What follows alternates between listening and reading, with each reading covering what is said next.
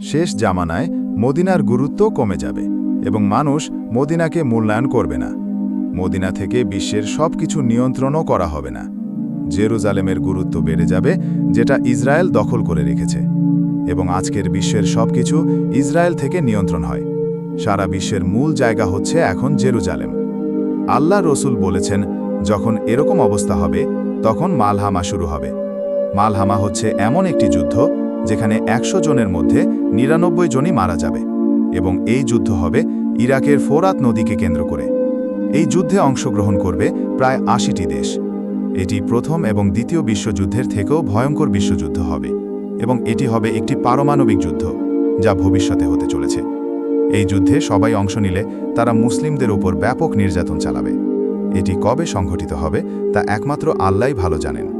আল্লাহ রসুল বলেছেন, এই যুদ্ধের শেষের দিকে আল্লাহ মুসলিমদের জন্য একজন নেয়ামত পাঠাবেন, যার নাম হবে ইমামুল মাহাদি। তিনি মদিনা থেকে আসবেন এবং মক্কাতে মুসলিমরা তার কাছে বায়াত গ্রহণ করবে, এবং তিনি মুসলিমদের নেতৃত্ব দেবেন। এই যুদ্ধের শেষে গিয়ে মুসলিমরা বিজয় লাভ